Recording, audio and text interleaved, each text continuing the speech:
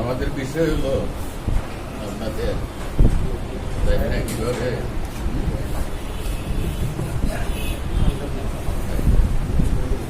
কতটুকু আলোচনা হয়। আমরা তো অনিয়মিত যারা এরা বুঝতে পারবো। আলোচনার বিষয় হলো অর্গানের প্রয়োজনীয়তা।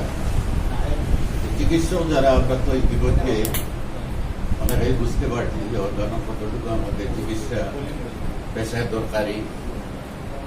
আমাদের এখনো মনে হয় যে অর্গানকে নতুন করে পড়া, আবার নয়া করে শুরু করার ইচ্ছা জাগে। এখন এত গুরুত্বপূর্ণ একটা বিষয়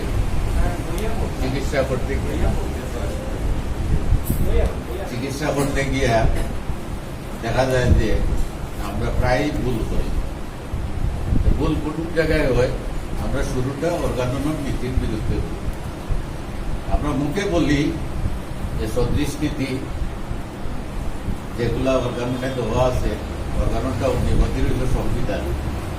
এখন সংবিধান নিয়ে বাংলাদেশের মানুষ আমরা মনে হয় খুবই অবগত যে বাংলাদেশে সংবিধান নিয়ে যত আলোচনা হবে পৃথিবীর আর কোনো রাষ্ট্র নয় এত আলোচনা হয় না।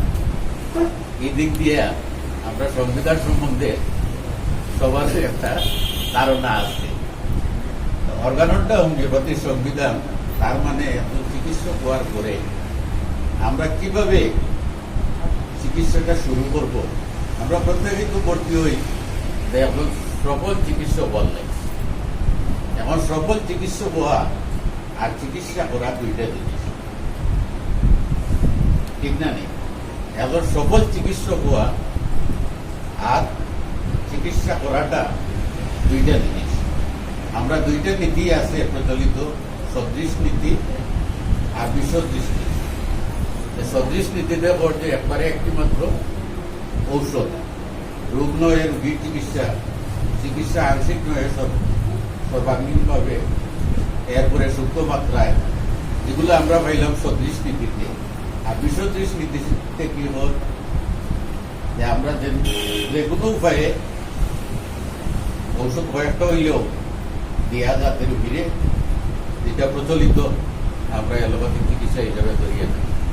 তারা রোগের কারণ খুঁজে আর চিকিৎসা ঔষধ কয়েকটা দিল, এখন একটাই তো কাজ হইব। কোনো সময় দেখা যায় যে নাপা খাওয়ারও দেয়, আবার সাবসিডারও দেয়, আবার ইঞ্জেকশনও দেয়। যে এটা না এটা একটা তো হইতো যে কোনো উপায়ে ওই জায়গা তারে থামাইতে। আর আমরা মূল উদ্দেশ্য কি, যে আমরা অর্গান আলোচনা করতে গেলে এগুলো অর্গান মানে অঙ্গ প্রত্যঙ্গ বা দেহযন্ত্র। আমাদের কিন্তু একটা অর্গান আক্রান্ত, যে কোনো একটা রোগী যারা চিকিৎসক আছেন এরা তো একটা চক্ষু সমস্যা নিয়ে আইল, আর না হইলে তার মুখের কোনো সমস্যা নিয়ে আইল, না হইলে তার পাকস্থলীর কোনো সমস্যা, না হইলে লিভারও, না হইলে কিডনি। তার মানে একটা অর্গান নিয়ে সে আমার কাছে আসে যে আমার এই সমস্যা। এখন দেখা যায় যে অর্গাননে কি বলে, অর্গাননে বলে যে তার যে কোনো অর্গান আক্রান্ত তার সিগন্যাল দিবে কিন্তু রোগীর মনে, দেহে। এই যে আমরা লক্ষণ বলি, চরিত্রগত লক্ষণ, মানসিক লক্ষণ, তার ধাতুগত লক্ষণ, তার হ্রাস বৃদ্ধি। যেমন জ্বর হয়েছে, যেটা ঘুরে ফিরে এখন এলোপ্যাথিক চিকিৎসকরাও এই করোনা ভাইরাস কালীন সময় পরে শেষ পর্যন্ত বাধ্য হয়েছে তারা বলতে যে এটার কোনো ওষুধ নাই, সিমটোমেটিক ট্রিটমেন্ট। তো ঘুরিয়ে আসলো হোমিওপ্যাথিতে। অনেক মানুষের জীবনহানির পরে আসিয়া স্বীকার করলো যে এটার একমাত্র চিকিৎসা হইল লক্ষণ। তাহলে ওই অ্যানিমেনে কত বছর আগে বলিয়া গেছে, ঘুরিয়ে আবার একই এক সময় তারা বলছে যে ভাইটাল ফোর্স এটা কোনো সমস্যা নাই, রোগের কারণ হইল মূল সমস্যা, জীবনী শক্তিরে তারা গুরুত্ব দিচ্ছে না। কিন্তু এখন আসিয়া কি বলতেছে, এখন আসিয়া বলতেছে যে না ভাইটাল ফোর্স হইল আসল। এমন কি বলে রেডিও টেলিভিশনে ইয়েতে পত্রপত্রিকায় খালি যে ইমিউনিটি বাড়াইবার লাগে, তার কারণ কি? জীবনী সত্যিকারে সফল করার লাগে। তাহলে ঘুরিয়া ওই হ্যানিম্যানের ইয়েতেই আসতেছে, বা এটা আগে প্রচলিত হয়ে গেছে যে রোগ প্রতিকার করার চেয়ে প্রতিরোধ করাটা হইল শ্রেয়। এখন প্রতিরোধ করতে হইলে, কারণ রোগ যদি আক্রমণ করিও লাগে, ঘরে ঘরে জ্বর হয়েছে, জ্বর হইলে তার একটা বুককাল থাকবে, তার একটা কষ্ট থাকবে। আর আমরা যদি আগেই করিলে, প্রতিরোধ করিলে, তাহলে তো আর এই কষ্টটা বা তার যে একটা বুককাল, এটা থেকে আমরা অন্ততপক্ষে বাঁচি গেলাম। বা অন্য যে কোনো রোগ, এটা যদি আমরা আগেই করতে পারি, তাহলে এই কষ্টটা হইল না। এই স্লোগানটা কিন্তু আগেই হয়ে গেছে। আর এই করোনাকালীন সময়টা আরো বেশি প্রচার হয়েছে যে রোগ প্রতিকার করার চেয়ে প্রতিরোধ করাটা শ্রেয়। যার কারণে আমরা এই যে মাস্ক লাগাইছি, স্যানিটাইজার, মানে রোগকে প্রতিরোধ করা যায়। এটাই তো এই ইয়েতে গিয়া দেখা যায় যে আমাদের হোমিওপ্যাথির প্রতিষ্ঠাতা হ্যানিম্যান অর্গাননটারে কি জন্য এই যে হোমিওপ্যাথির সংবিধানটা, উনি চিকিৎসা শুরু করার আগেই কিছু পরীক্ষা নিরীক্ষা করার পরে উনি দেখলেন যে আমি মানুষ মাত্রই তো মরছি, আমার পরবর্তীতে হোমিওপ্যাথিটা কিভাবে একটা নীতির মধ্যে যুগ যুগ ধরে এইটা চলবে, এই নীতিটাই উনি রাখিয়ে দেওয়ার জন্য অর্গানন অফ মেডিসিন রচনা করছে। এখন আমরা প্রয়োজনীয়তা গেলে, আমরা রোগী আসলেই আমাদের কাজ কি হইল যে সমস্যা, এটা দেখা যায় সব সমস্যার সমাধান অর্গাননে দেওয়া আছে। একজন চিকিৎসক হিসাবে আমরা যে দায়িত্ব, কর্তব্য, প্রথমেই অর্গাননে কি আছে, চিকিৎসকের উদ্দেশ্য প্রথমেই হ্যানিম্যানে আনছেন যে এটা উদ্দেশ্যটা কি। একজন চিকিৎসক হিসাবে আমাদের মূল উদ্দেশ্যটা কি? রোগীর আরোগ্য সাধন ও তার স্বাস্থ্যের পুনঃস্থাপন, এটাই তো অর্গাননের প্রথম সূত্র। একবারে সংক্ষিপ্ত নাই, বলতে খুব সুজা, কিন্তু বাকি 290টা সূত্র।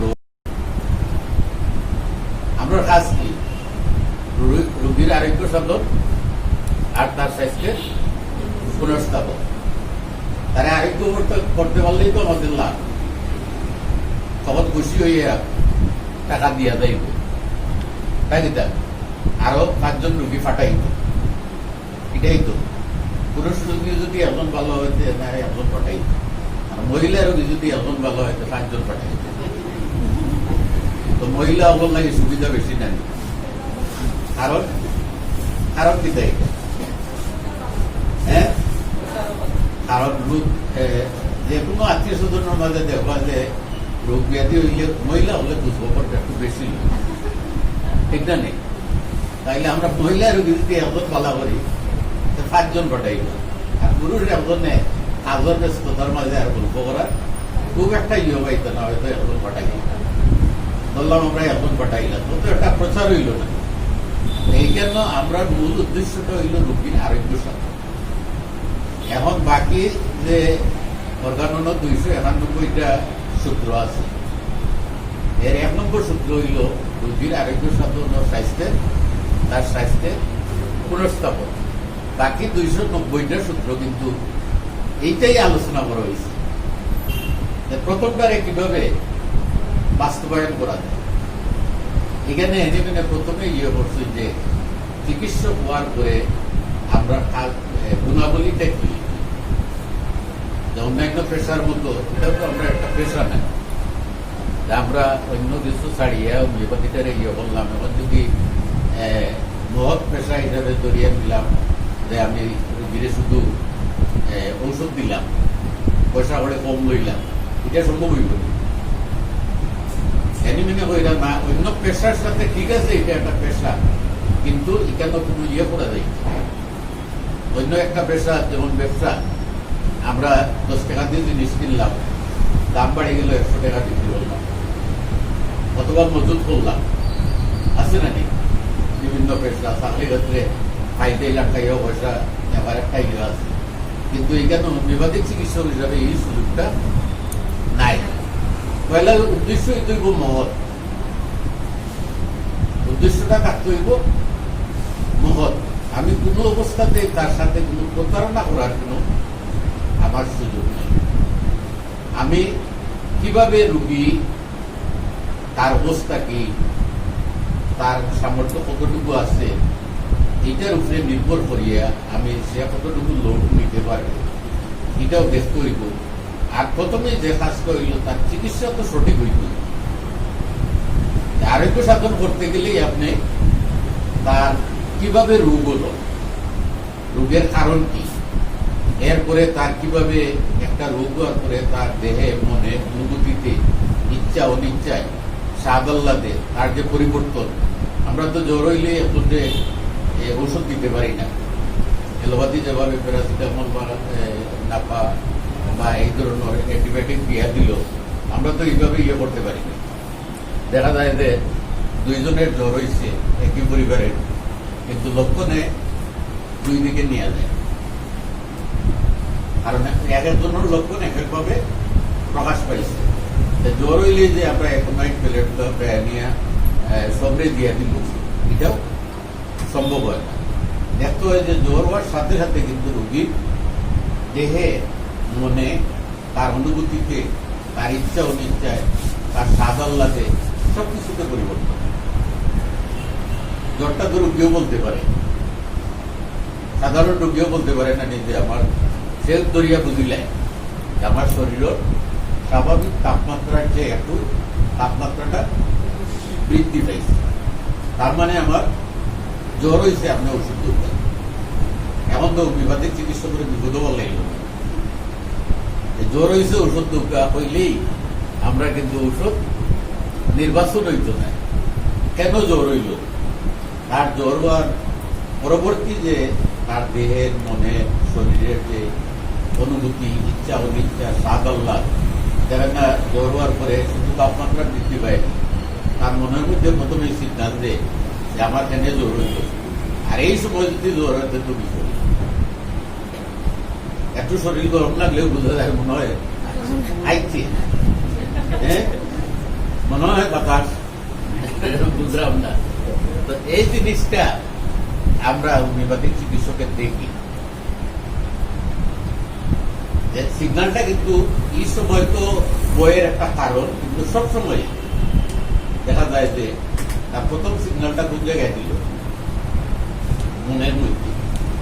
জ্বর হয়েছে দেহে, কিন্তু সিগন্যালটা দিল মনে, আমার কেনে জ্বর হইল, বাঁচমু না মরমু, বা এই সময় কেনে আইল, এটা নানান একটা মনের মধ্যে প্রকাশ পায়।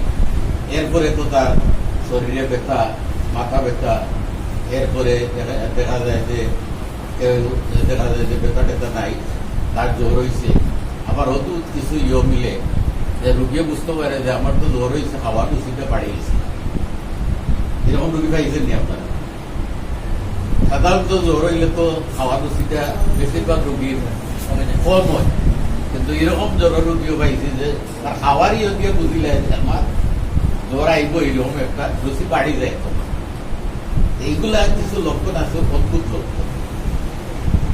এগুলারও অর্গাননে অ্যানিমেটেড তুলিয়া ধরছে। এই অদ্ভুত লক্ষণে কোন ঔষধ?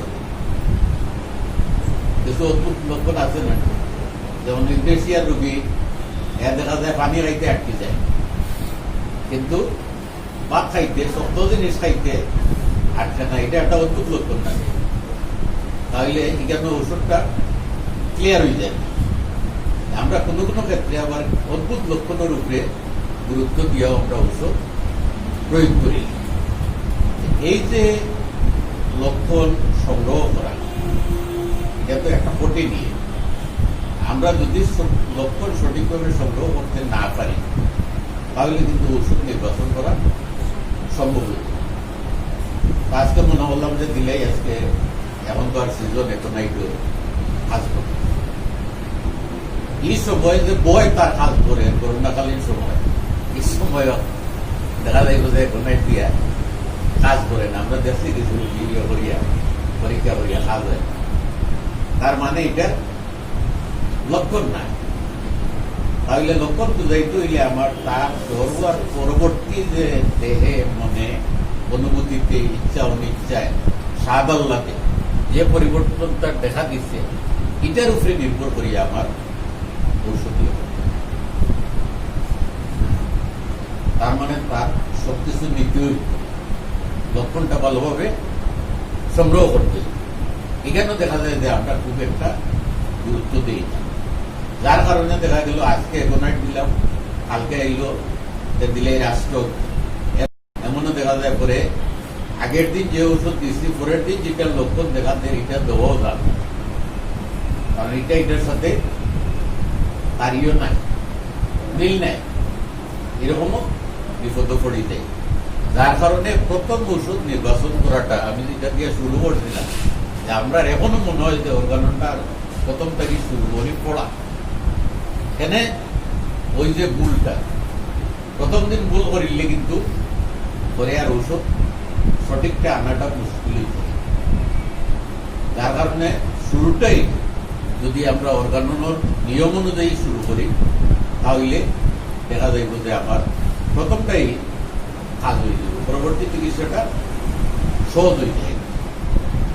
আর প্রথমটা যদি ভুল হয়, আজকে ঝামেলার লাগে একটা ওষুধ দিলে পরে আইলে একটু ঠিক করিয়া বালা করে দিব না, তখন এখানে অর্গানন মৃত্যুর বিরুদ্ধে গেলে কি আপনার চিকিৎসাটা শুরুটা যদি ভুল হয়ে যায় তাহলে পরবর্তীতে খালি ভুল হয়ে যায়। একদিকে রুগীরও পয়সা নষ্ট হইব, আবার রুগী পরের দিন যদি আয় না যেত আমার রুগীও কইলাম। আর যদি কাজ হয়ে যায় তাহলে দেখা যাইব যে রুগীও থাকলো আর তার খরচটাও থেকে আমরা 1 নম্বর সূত্র অ্যানিমেনে কইছে যে তার উদ্দেশ্যটা মহৎ হইত, পয়সা ব্যবসা হিসাবে ধরিয়ে নেওয়া যাইতো নাই।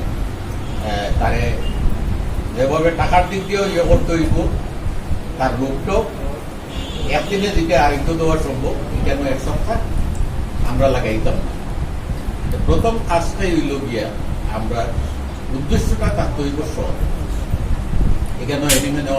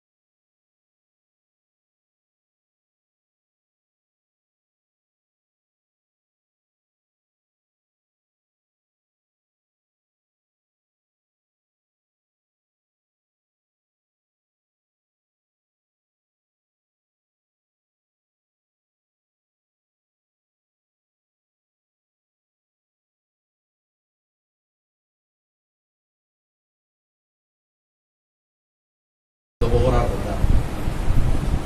এখন মানুষ যদি এরকম কয়ে যে বলে আমি তো গরুই গেছি, আমারে জব করুকা, কোনো চিকিৎসকে আর হোমিওপ্যাথিক চিকিৎসক হইলে তো দৌড়তে হবে। যখন অ্যাক্সিডেন্টের রোগী যদি আমরা চেম্বার হয়, আগে ওই হওয়া ঢুকিও না, তুমি সোজা উসমানিক যাও। এইরকম যদি কেউ আইয়া নিজেরে গরু মনে করে আর জব করার কথা হয়েছে, আমরা কি সাহস আছে? তার তো একই আম্মা আম্মা ডাকে আর এ তো বই। এখন তো চিকিৎসক কবল ফেক, আইরা দাইরা আবু আলী ইবনে সিনার ডাক পড়লো। এখন তাই গিয়া তো দেখলাম যে বিষয়টা তো জটিল, এখন এটার সমাধান কিভাবে ইয়ে করা যায়।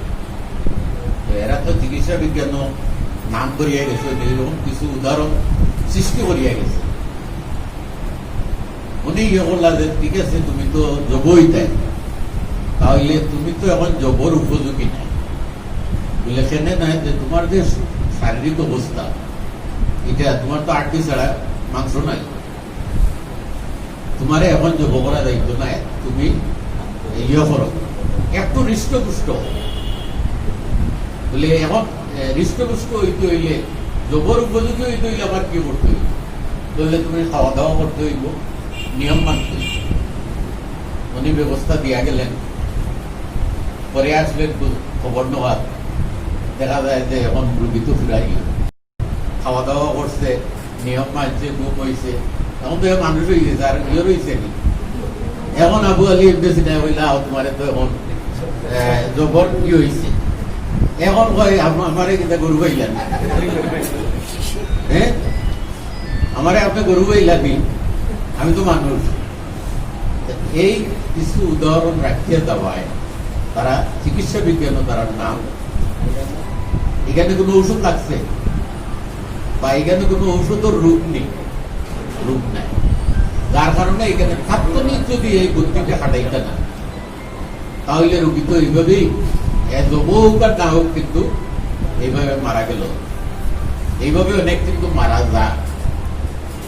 এইরকম রোগীরে শীতলবন্দি করিয়া রাখা হর, গৃহবন্দি করিয়া রাখা হর, এক পর্যায়ে মানসিক ডাক্তারের কাছে লইয়া যারা, আর এবারেও গেলেও মনে করে এগুলো তো পাগল, নইলে আমি পাগলের কাছে আইল না নেই, এগুলো আমার কাছে যখন লইয়া আইছে এগু পাগল।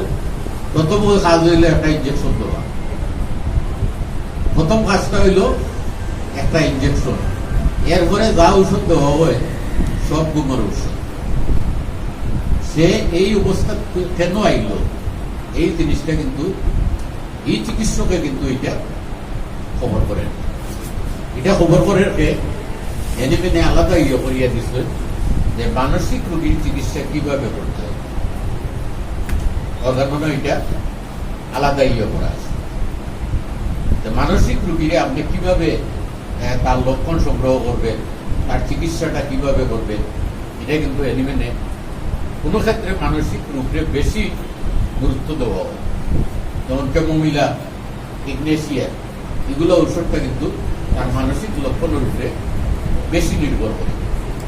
আমি একটা উদাহরণ দিই যে একটা মেয়ে মদনও পড়তো, তার ভাই এমসি কলেজেও পড়তো, ভাই বোন মিলিয়েও করা থাকে।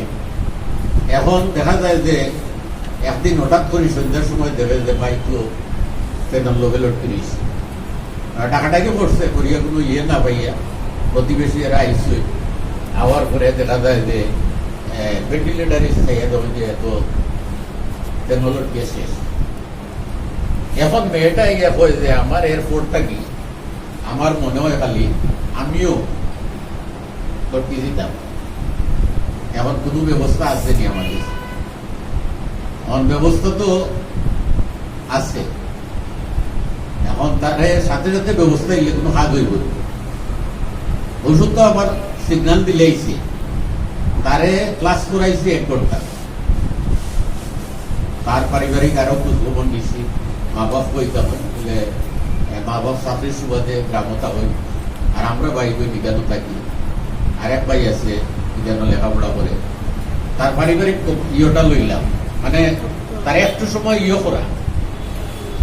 তো মূল যেটা হইল এইরকম ইয়ে করতে করতে আমি বললাম যে তুমি তো কলেজে পড়ো, তোমার মা বাবায় কষ্ট করে পয়সা দিলে, তুমি যে কিনা বেশ টাকায় পয়সা ভাড়া দিয়ে টাকায় একটা গোয়াও আছে, যে তোমার বাইরে যে কাজটা করলো এটা কিন্তু পালা করছে, তোমার দৃষ্টিতে কিতাব না, মা বাবার কোন উদ্দেশ্যে পাঠাইছে? ও দেখলাম যে না, কোনো ইয়ে দেখা রেসপন্স নাই। তখন আমি বললাম যে যেটা পড়ছে এটা মারাত্মক অন্যায় করছে, তার ইয়ে থাকতে পারে কোন এর ভিতরে আমি আরো খবর লইছি যে কি কারণে সে ইয়ে করছে, এটাও লইছি। আস্তে আস্তে তখন আমি ওই জিনিসটা বুঝাইলাম যে তোমার বাইরে যেটা করছে এটা মারাত্মক ভুল করছে, এটার কোনো ইয়ে নাই, দুনিয়ায় তো নাই, ইয়েও নাই। আর তুমি যদি এখন ইয়ে করো তাহলে তোমার মা বাবার ইয়েটা কই গেল, তারা যে পরিশ্রম, এই যে তোমার পিছনে টাকা পয়সা খরচ করলাম এটা। তখন এক ঘন্টা ইয়ে করার পরে আরো বিভিন্ন আলাপ আলোচনা হয়েছে, আমি দেখলাম যে না, এখন ঔষধ দেওয়ার সময় হয়েছে, ঔষধটা দেওয়ার সময় হয়েছে। ইগনেশিয়া 200 দিলাম, ক্যালিপোস দিলাম, আর তারে অ্যাডভাইস দিলাম যে তুমি হয় তোমার মা বাবা এখন আইবা, আর না হইলে তুমি যাইবা এই বাড়ি, এইভাবে আদর কুয়া নিয়ে তুমি একা থাকবে। ঠিক 15 দিন পরে হয়েছে না, আর ঔষধও লাগছে না, যে আমার এখন এখন এটা নিয়ে আর কোনো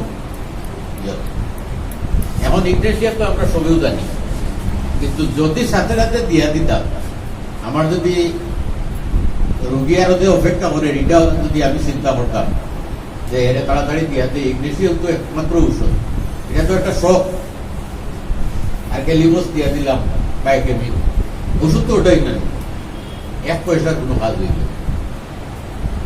যেমন যে কেউ তোমার ঔষধ একটা খাইয়া বিছনা আগে ঠিক করা লাগে, আগে বিছনা ঠিক করা লাগে, এরপরে ট্যাবলেট খাওয়া লাগে। আর কেউ কয় আমি এক রোগী পাইছি 30 টাকায়, আমারে অন্য ইয়ে লাগিয়ে আইসে, পরে কয় তোমার ওষুধ তো আমি 30টা পৌঁছে গেছি। আমি এত 1 বছর পরে হয়তো এবার টিবার শেষ হয়ে দিব, শেষ হয়ে দিব। ঠিক আসলে 1 বছর পরে আইসে যে লিভার টাকা 1 লক্ষ টাকা খরচ করিয়া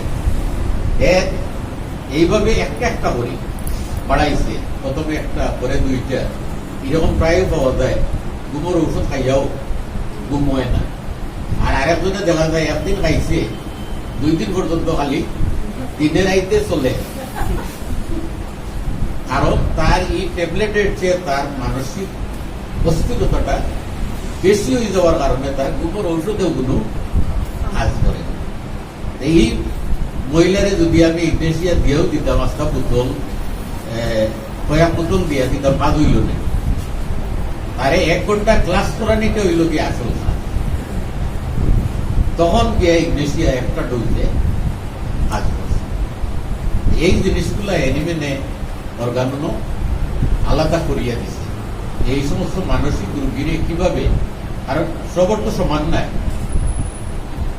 এরারে এই যে ইয়ে করে দেখাও হয়, মানসিক রোগী অনেক রোগী আয় যে ডাক্তারের আর ভাল লাগে না, কারণ ফার্মেসিত গেলেই প্রেসক্রিপশন যেই দেই অলরেডি চাই না মানুষ, এটা লজ্জাজনক না নেই, কিন্তু ডাক্তারে তো একদিনে তারা এই জায়গা চাইছে না, আস্তে আস্তে আস্তে আস্তে কিন্তু তার রোগের কোনো চিকিৎসা হয়েছে, রোগীর চিকিৎসা হয়েছে না, একই কারণে মানসিক রোগী হয়েছে, এটার চিকিৎসা হয়েছে না। যার কারণেও তার কাছে লইয়া গেছে, নেওয়া মনে করছে একটু পাগল, আর আইসে আমি আর পাগলের গেছে দেহ ইঞ্জেকশন, মূল ইয়ত তার ইয়ে করা হয়েছে না। এটা যদি করা হইতো তখন আস্তে আস্তে হয়তো এরকম অনেক রোগী আমরা পাইছি, 15টা ওষুধ চলে, প্রথমে এই ওষুধ বন্ধ করে দিই সবটা, আসলে কেউ সদৃষ্টিতে চিকিৎসক আবার আছে নারা বিপজ্জনক, এরা অর্গানত বেশি পড়িত, আর ও ইদানিং কয়েকজন রোগী পাইছি সব ওষুধ বন্ধ করে দিনে লগাতে, দিয়া হয় না আমার ওষুধ খাও ভাই আর কিছু খাওয়া লাগতো না। এমন রুগী আইয়া হয় তার ওষুধ তো খাইছে, কিন্তু আমার রুগী তো আগে যাও একটু খাইতে হইতে পারতাম। এখন তো এবারে বিছনা, এখন তাদের বিছনা থেকে তোলার কোনো সুযোগ নাই। আর সদৃশ নীতির কোনো সময়ও বিপদ পালায়, কোনো সদৃশ নীতির ডাক্তার আছে খালি চাইবা ওষুধটা মনে হয় লাগাইতা কি লাগাইতা না, মনে হয় বোতল একটু লাগাইলেও মনে হয় ভালো হইব রুগী এলে আসই। আমরা সিলেটও আছে, বাংলাদেশও আছে, খালি একটু ইয়ে করি আবার রুগীরও করিয়া দেয়নি, একটু পাইয়া যদি একটু আরাম পাইতে খাইতে যান। এইটা এখন সম্ভব নেই। যে রুগী 15টা ওষুধ খান, এই রুগীরে যদি আমরা হঠাৎ করে বন্ধ করে দিই, আমি যত পাল্লা ওষুধ দিই না খাওয়া, তখন আমার এটা ইয়ে থাকতে হইব যে কোন কোন ওষুধটা এই মুহূর্তে বাদ দিতাম। আরে আস্তে আস্তে আমার হোমিওপ্যাথিতে আনতে হইব। এইরকম দেখা যায় যে 15টা থেকে শেষ পর্যন্ত রুগীরা এক সময় লাগছে পুরা এলোপ্যাথি থেকে হোমিওপ্যাথি নিয়ে আসবে। প্রথম দিন যদি আমি সব বন্ধ করে দেবো, রোগী পুরাই হয়ে গেল, কারণ ওষুধের পার্শ্ব প্রতিক্রিয়া আছে। যে সময় এই ডোজ লইতো নাই, ডিপ্রেশনের ঔষধ যে সময় খাইতো নাই, তার শরীরে অটোমেটিক তার অস্থিরতা আরম্ভ হয়েছিল। যেমন আমার সূক্ষ্ম মাত্রায় ভাগ করার সুযোগ পাইব, তারে আস্তে আস্তে এইখান থেকে বাইর করতে হইব। ক্যান্সার রোগী তারে আমরা অনেক সময় এটা ইয়ে করি না, ঔষধ দিলাম 2 বোতল, ইয়া বললাম সব বন্ধ করে দেব আর আমার ওটাই খাও। আর ওই যে এলোপ্যাথি হোমিওপ্যাথি আপনাকে চলতো নাই, কোনটা চলতো নাই কোনটা ইয়ে হইতো না, এটা সবটা বন্ধ করিলে রোগী ইয়ে করা যাইব না।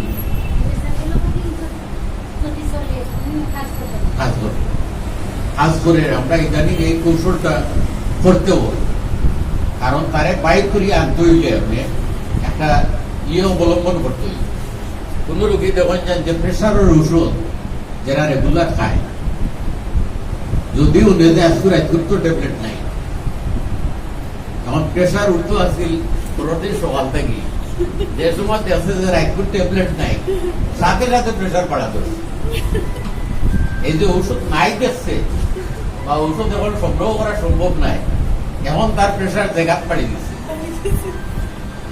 এখন কই বলে এটা তো এনিমেনের প্রেশার ডে, মাথা বেদনা রে, এনিমেনে এটা রোগ হিসাবেই ধরছে। এইটা রোগের উপসর্গ, যে প্রেশার মাথা ব্যথা এটা নিজে কোনো রোগ নাই, অন্য রোগের উপসর্গ।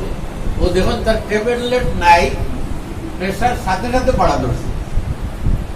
এখন না নিয়ে দেওয়া পর্যন্ত বাড়তেও তার বহাল। এটা হইল রোগীর মানসিক লক্ষণ। ট্যাবলেট থাকলে বরং তার বাড়লো না, হয়তো 15 দিন বাড়তো, একটা খাইল। এই সমস্ত রোগীরে ইয়ে করতে হইলে নয়, এখন চিন্তা ভাবনা।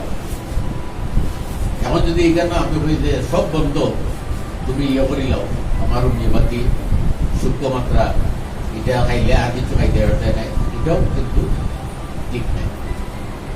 অনেক রোগী আয়, অনেক জটিল সমস্যা, তার হার্টের সমস্যা, এটা সেইটা, আমরা এসে টিউমার লাগে অথবা মেঞ্জল লাগে, টিউমারের ওষুধ দিই আমরা, তার ওষুধ চললে টিউমার ভালো হয়েছে, পরে আস্তে আস্তে হয় আমার তো এইটা সমস্যা। তো একটা সুযোগ হইল। আর আমি যদি কই বলে তোমার আমার ওষুধ আইলে তোমার সব বন্ধ করা লাগবে, কইব টিউমার এগুলো তাও তো ওষুধ আমার হার্টের সমস্যা, প্রেশারের সমস্যা, কিন্তু এই ওষুধ বন্ধ করা যাইতো না, এটা টিউমার ইউজ থাকি যাবে। আমি তো এটা ঢুকার সুযোগ পাইলাম না। টিউমার তো হোমিওপ্যাথি দেখছে যে হাঁটানি ছাড়া হাঁটাইলেও হইতে পারে, তখন এটা দিয়ে ঢুকার একটা সুযোগ হইল। তখন টিউমার ভালো হইতো, দিতে তারও বিশ্বাস রাখবো যে না আমার বাকির উঠটো ভালো হইতো। এভাবে অনেক রুগীর রোগ লুকায়, হয়তো না দেখিলে ডাক্তারটি আগে টেস্ট করি, প্রথম না আর কোন রোগ আছে না, আমার আর কোন সমস্যা নেই। ওষুধ দিলা পরে এইটা ভালো হওয়ার পরে ও আস্তে আস্তে বার করে, ডাক্তার সাহেব আমার তো আরো সমস্যা আছে, আপনি ঔষধ এটার সঠিক দিতে না করি আমি লুকাইছি, আমি যদি বেশি হই কিন্তু আপনিও বকলটির ঔষধ দেওয়ার লাগে দিবা, আর আমার এটার হইতো নাই, রোগীও চালাক আছে, এ চালাকিতে করি আপনার একটা করি।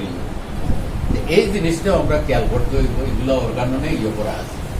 আর একটা সূত্র তেলিমেনে পরিষ্কার করে দিচ্ছে যে কোন সময় আপনার 36 নীতির খাদ্য লাগাইটা, কোন সময় আপনার 36 নীতির একবারে নিষেধ করতে নেয়নি। আপনার এখন রোগীর অক্সিজেনের দরকার, আপনি অক্সিজেনের ব্যবস্থা করতে হইবে, তার হিমোগ্লোবিন একবারে 8 নিচে আইছে, আপনি এখন দেখা যে হয়তো ক্যান্সার রোগী এরকম খাওয়া দাওয়া করতে পারেন না, এটা তার হিমোগ্লোবিন বাড়াইবে, এটা সম্ভব নয়। আপনি রক্ত দেওয়ার ব্যবস্থা করতে হবে, কারণ আপনি চিকিৎসা করার তো একটা ক্ষেত্র তৈরি করতে হইব যে দরিয়ে রাখার রোগী, আপনি একটা পর্যায়ে না গেলে তো এটার সফলতা অর্জন করতে পারতেন না। এখন তার 8 নিচে যদি এই হয়তো এমনিও রুচি যায়নি, মাথা ঘুরাইব, দুর্বল করবো, খাইতেও পারতো না, এখানে তারা 2 ব্যাগ রক্ত দেওয়ার করতে হইব, রক্ত পরীক্ষা করতে হইব। তো এইগুলো আমরা অনেকেই করি না, আমরা নিজেও জানি না, আর রুগীরও এই পরামর্শটা দেই না। এখানে কিন্তু 2 ব্যাগ রক্ত যদি দিলে রুগী, তাহলে তার রুচি আগের মতো রুচিটা বাড়িয়ে দিব, তখন খাইলে তার রক্তর যে ভয়টা এটা আস্তে আস্তে, তখন তো আপনার জিনিসটা শুরু করেছে, কিন্তু আপনার তো সাথে সাথে এটা হইতো না।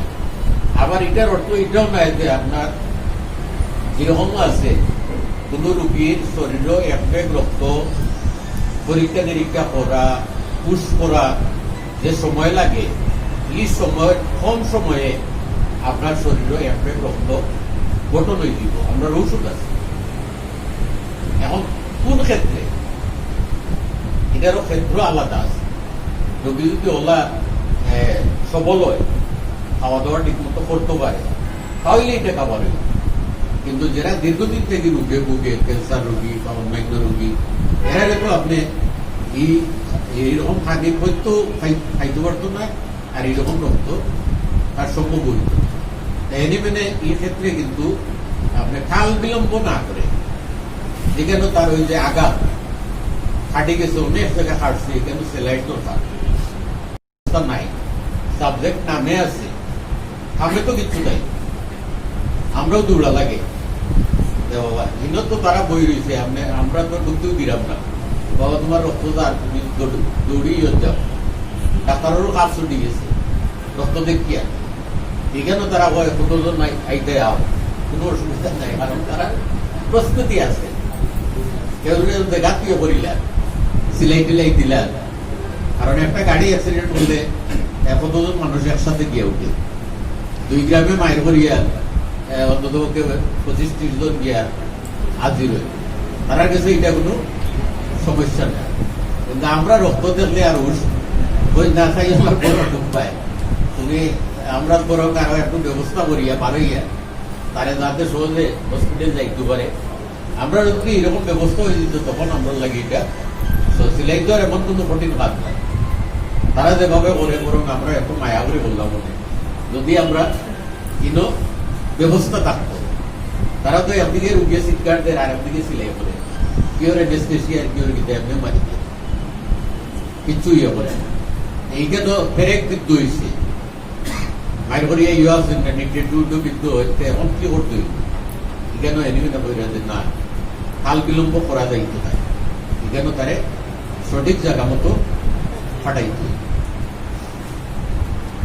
এটার সূত্র তো হলে মানতেরা রাজি নাই, অনেক দেখছি নিউমোনিয়ার বাচ্চারে লইয়া নাড়াচড়া করিয়া পরে বাচ্চাটা মারা যায়, একদিকে ওষুধ খাইতে পারেন না, এই বাচ্চারে লইয়া আমি করলে লাভ হইব, এরপরে আমার খাসেও নাই, রোগীর বাড়ি কই আর আমি কই, এক সময় পাইতো না, এটারে তারা বরং ইনজেকশন দিয়ে একটু করিয়া দিলে পাল্লা অবস্থায়, তখন যদি আয় আর যাতে না হয়, কম অবস্থায় হয়, এটা কিলা অনেক আছে যে হোমিওপ্যাথি চিকিৎসা রাখিয়া মারাও গেছে বাচ্চা, এইটা একটা অপরাধ না। আমরা অর্গানোর অ্যানিমিটা হইয়া দিয়েছেন যে আপনি কতটুকু পর্যন্ত আপনার সীমাবদ্ধতা, কোন জায়গা গেলে আপনি আর এটার ইয়ে করতাম না, এটাও ইয়ে আছে। কিন্তু এই সূত্র তো আর হলে পড়ি না, আমরা সূত্র তো আর আলাদা আলাদা করে পড়ে দিল। আমরা শুধু শিখছি হয়তো কয়েকটা, যে একবারে একটি মাত্র ওষুধ, হ্যাঁ, এলোপাতির লোকে হোমিওপ্যাথির যেটা পার্থক্য এটাই পড়ছি। এলোপাথির হোমিওপ্যাথির আইলে এলোপাথি আর খাইতে পারতো না, কিন্তু এখন যুগের সাথে আপনি ইয়ে মিলাইয়ে চলতে হইলে আপনার এই জিনিসগুলা জানা লাগবো। আমরা যেগুলা অর্গানন টাক দিলেই পেথোলজি আইব, অর্গানন টাক দিলেই এনাটমি আয়, ফিজিওলজি আয়, কিন্তু আমরা এগুলো তো এইভাবে পড়ানোর সুযোগ নাই। এখন তো বইতে গেলে সারও নাই, আপনারা যে হাতে কলমে শিখাইবা এগুলো জানার দরকার আছে। অত কয়েকদিন আগে আমি একটা রুগী আমার চেম্বারে ঢুকে সময় আমি বুঝিলেই এই লোক তো এরকম হইল, মানে চেহারাটা তার এরকম হইল। তো ঢুকার পরে তো পালামন্ত দিকে ঘুরে দিকে আপনার সমস্যা কি বলে, আমার তো খালি স্বাস্থ্য হয়, রক্ত যায়। আমি বললাম তো আপনার তো এখন ইয়ে করতে, কলোনোস্কোপি করতে। অথচ উনি একজন মুক্তিযোদ্ধা, কতবানো দৌড়িছে, কেউ কোনো ডাক্তারে এটা কইছে আপনার কলোনোস্কোপি করতে হইব, আপনার সমস্যাটা কোন জায়গা এটা আর প্রকাশ হয়ে গেছে, চেহারা ওরা প্রকাশ হয়ে গেছে। পরে কলোনোস্কোপি করিয়া দেখা যায় তার একটা ক্যান্সার, কলন ক্যান্সার। এই যে রুগিয়ে করে আমার চিকিৎসা করছে না, এত মুক্তিযুদ্ধ ফিজির যাইতে পারে, যেগুলো ইয়ে যাইতে পারে গেছে। আমিও কইয়া দিচ্ছি যে আপনার সমস্যা এমন ধরা পড়ে গেছে, আপনি যে কোনো জায়গায় যাওকা আপনার উন্নত চিকিৎসা লাগে, সরকারেও আপনার পয়সা। কিন্তু এই রুগিয়ে পাঠাইয়া আসছে রুগী আরো 10-15 জন। এই প্রচার কালিয়েছে, তাই আমার রোগটা ধরিয়া দিচ্ছে। এটাও তো একটা ইয়ে হইল না, রুগিয়ে কিন্তু আমার চিকিৎসা নাই পাইছে, ফ্যামিলির অন্যান্য এরা চিকিৎসা ইয়ে করে, রুগীর তো পরে ফিজির কাছে ইয়ে করছে, এটা করছে, এটা করছে, এখন আবার মাঝে মাঝে আমার ঔষধ ইয়ে করে। কিন্তু এই যে রুগী 10-15 জন পাঠাইয়া আসছে, আস্থা ফ্যামিলির প্রচার হয়ে গেছে যে তার গেছে গিয়া রোগটা ধরা পড়ছে, এটা একটা প্রচার। আর আমি ঢুকার সময় বুঝিলেছি যে তার একটা এই ধরনের কিছু না হইলে এই ব্যক্তির চেহারাটা ইলা লাভ কথা না। এই জিনিসটা আমরা যদি ভালোভাবে ইয়ে করি, অর্গানটারে ভালোভাবে ইয়ে করি, তাহলে দেখেন আমরা এরা পরীক্ষা করিয়া পর আর কিন্তু আমার আগেও সিগন্যাল দিলে এইরকম একটা কিছু হয়েছে, কিন্তু এটা তো আমরা হওয়ার কোনো ইয়ে নাই। এলোপাথিক ডাক্তারও বইতে পারবো না, বইতে হইব ডায়াগনস্টিক সেন্টার যে ইয়ে আছে এরা বইয়া কিছু না বলো। আমরা কাজ হইল চিকিৎসা, এরা বইয়া না দিলে আমরা একটা বইতাম পারি না, অযথা তো বই দেখাইয়া লাভ নাই, পরীক্ষা করাই হইব। তো যার কারণে আমরা এই জিনিসগুলা অর্গানন পড়লে সব পাই, অর্গানন যে যত বেশি পড়বো ততও দেখা যাইব যে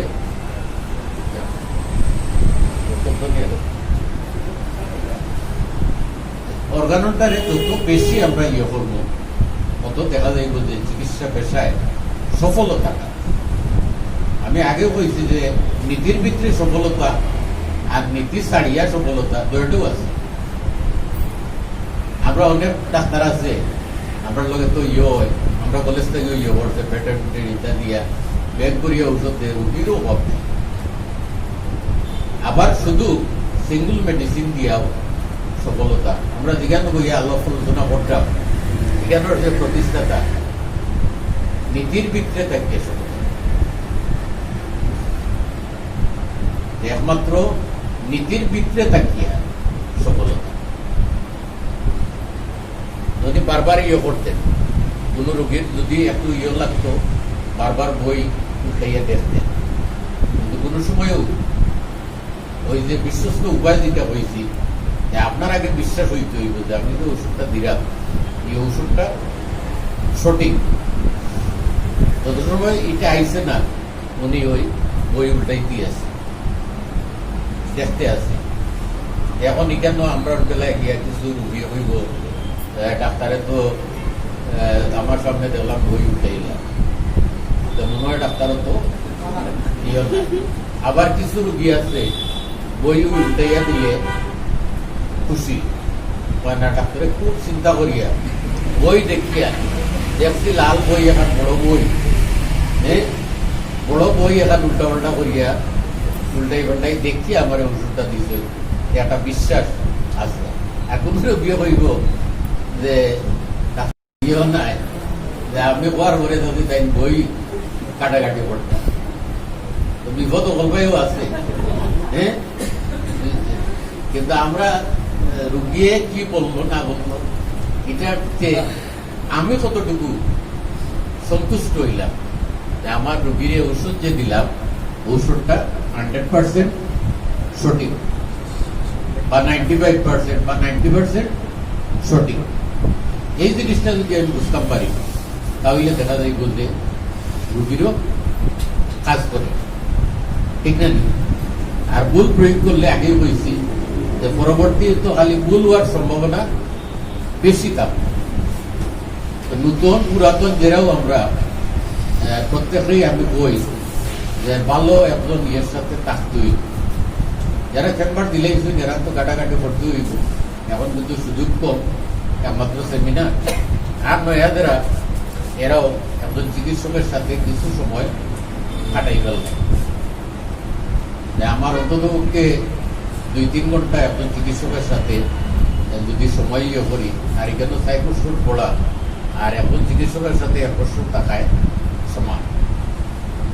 যে অবস্থা এখন আরম্ভ হয়েছে, খালি বছর বছর একটা পরীক্ষা দিবা আর সার্টিফিকেট পাইবা, 4 বছর করে ঘুরা পাইলা আপনি DHMS ডাক্তার।